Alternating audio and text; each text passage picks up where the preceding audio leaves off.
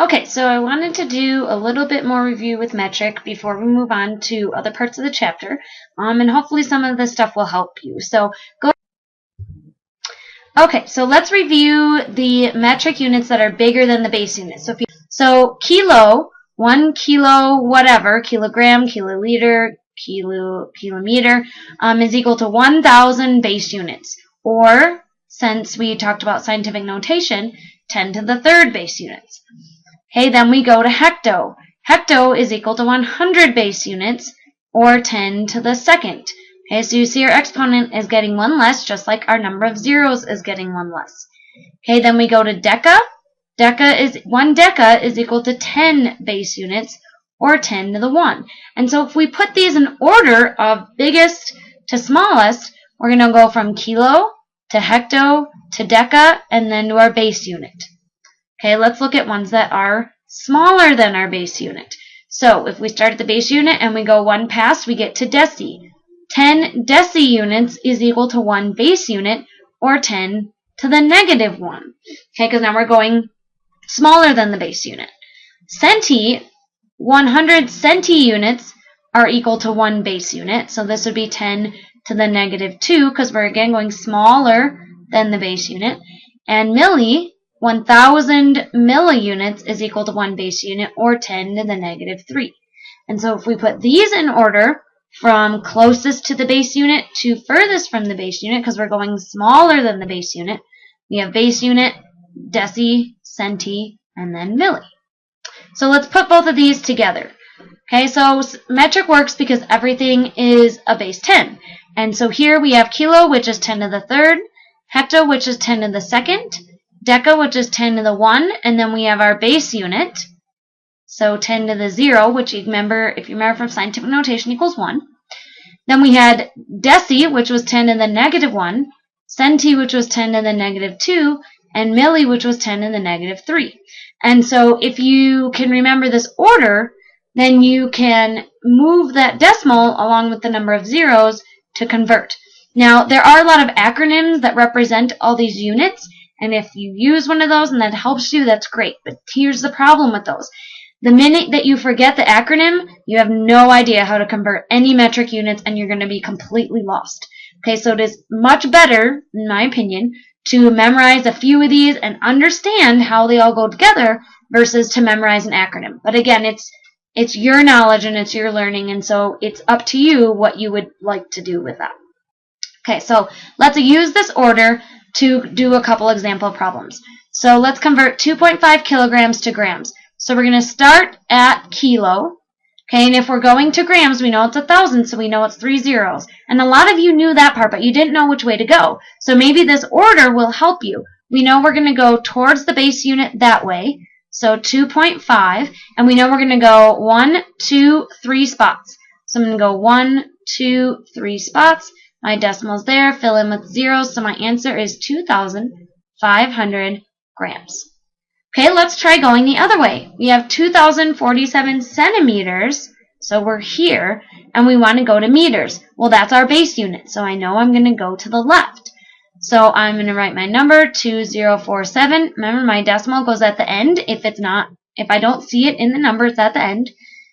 And so I'm going to go from centi, I'm going to go 1, 2 spots to the base unit. I also know I'm going to because there are 100 centimeters in a meter, and that's 2 zeros. Okay, so I'm going to go 1, 2 spots. My new decimal is after the 0, so it's 20.47 meters. Okay, now let's try one where we're going past the base unit. So we're going to Tuesday. Okay, so first a little bit of background. Scientific notation is used to convert really big or really small numbers to a more manageable size. And so this way we're not writing a ton of extra zeros. We write scientific notation as a product, or as the product of a number between 1 and 10 and a power of 10. So product means multiply, so we take our number that's between 1 and 10 and we multiply it by some power of 10. Okay, so let's say we had a standard number of 10,528. If we put it into scientific notation, it becomes a number between 1 and 10 and then here's our power of 10. So we convert it into 1.0528 times 10 to the 4th. And so we're going to talk about how to do that today.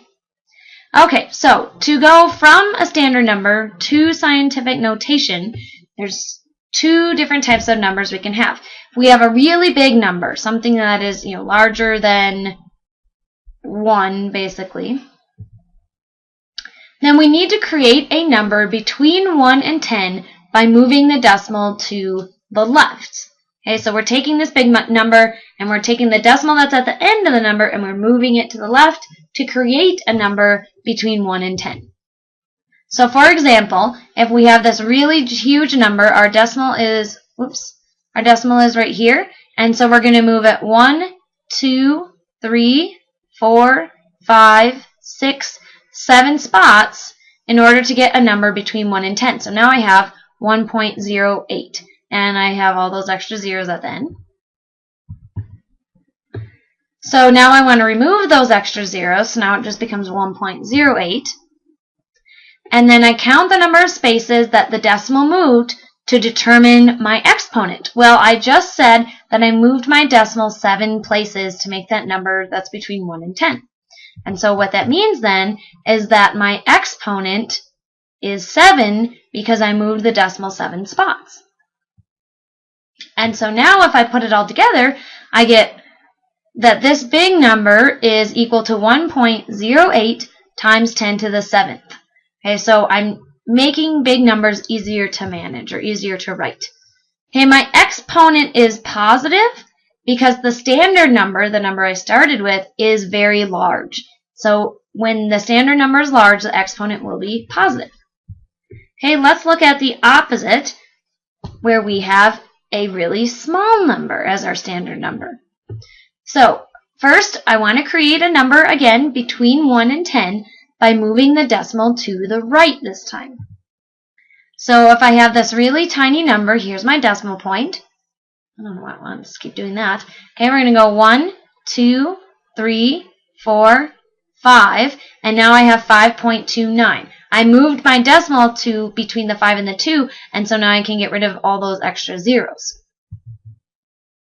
Okay, I want to count the number of spaces that the decimal moved in order to determine the exponent. So I went 1, 2, 3, 4, 5 spaces. Okay, that's going to help me determine my exponent. And now if you'll notice, my exponent is negative. So let's talk about why that is. Okay, so this is my original standard number, and now I'm writing it as 5.29 times 10 to the negative 5. Now my exponent is negative because the standard number that I started with was really tiny. And so when I go the other direction and have scientific notation, this negative exponent is going to tell me to make my standard number really small. Okay, so let's look at a couple examples of that. Okay, so let's go the other direction from scientific notation to the standard number. If my standard number is really big, then I want to move the decimal in a direction that's going to make my number larger. And I move the decimal the number of spaces as shown in the exponent. Okay, and we will do an example of this to kind of help clarify. So 1.72 times 10 to the 6th is equal to, what is that, 1,720,000. Whoops. Okay, so first of all, this is what we're starting with. I know my standard number is big because my exponent is positive. So I know I'm making a big number. So that tells me I want to move my decimal to the right. Okay, now I need to figure out, well, how many spots am I going to move my decimal? Well, since my exponent is 6, I'm going to move it 1, 2, 3, 4, 5, 6, putting my decimal there. That means I'm adding 1, 2, 3, 4 zeros, and that's exactly what I've got here. Okay, let's look at if our original standard number is small. If our standard number is small, then we want to move the decimal in a direction that will make the number smaller. and we move the decimal the number of spaces as shown in the negative exponent. Because remember, if our original number is small, our exponent is going to be negative. Okay, so we start out with 1.68 times 10 to the negative 9. So I'm just going to write it down here so I have some room. My exponent is negative, so I know I'm making my standard number really tiny. That tells me I probably want to move to the left. I'm going to move 9 spots because my exponent is a 9. So I'm going to go 1, 2, 3, 4, 5, 6, 7, 8, 9. There's my decimal, so I want a 0 in front, so it's 0.00000000168. Okay, so I've got my 0 in front plus 1, 2, 3, 4, 5, 6, 7, 8 zeros, and I have 1, 2, 3, 4, 5, 6, 7, 8 zeros, so this is my number. Okay, let's try some practice. Okay, convert the following to scientific notation. Alright, first of all, my number is large, so my exponent needs to be positive. I'm going to put my decimal in, because remember, if it's not there, it's at the end of the number. I want to make a number between 1 and 10. So I'm going to move 1, 2 spots. Now if I put it there, I have 5.49, so that is definitely a number between 1 and 10. And now I need to multiply it by my 10 to the power. So it's 10, and now I need to determine my exponent. Well, I know my original number was big, so I know my exponent is positive, and I moved my decimal 1, 2 spots. So that tells me that my exponent should be positive 2. So my answer is then 5.49 times 10 to the second. Okay, let's look at another one. 0.0079. Well, this is a really small number, so I know my exponent needs to be negative. So now I need to make a number between 1 and 10. I'm going to go 1, 2, 3 spots, and that gives me 7.9. So now I want my times 10. I know my exponent is going to be negative, and now I need to figure out how many spots I move. So I want 1, 2, 3, and so my exponent is going to be negative 3. So now I have 7.9 times 10 to the negative 3. Let's try going the opposite direction. Let's convert the following to standard form. Okay, my exponent is positive, so I know I'm making a big number. I want to move my decimal to the right. So I have 8.66, so I'm going to move it 2 spots, 1, 2. My new decimal is going to go there. Because it's at the end of the number, I don't need to write it. You can leave it if you want, but otherwise 866 would work as my correct answer. Okay, let's take a look at the second one. My exponent is negative. That tells me that I am making a really small number. So I'm going to move my decimal to the left. So I'm going to move it 1, 2, 3 spots. Okay, I'm going to put my 0 out front, fill these in with zeros, so my answer becomes 0.0068. Okay, so on the back of your notes is a worksheet to practice with. Let's go over one more thing because you are going to see this. Anytime you see 10 to the 0, anything to the 0 power is 1. Okay, and so hopefully that will help you because some of them, the scientific notations are a little different and you have to put them into regular scientific notation or convert them into regular numbers.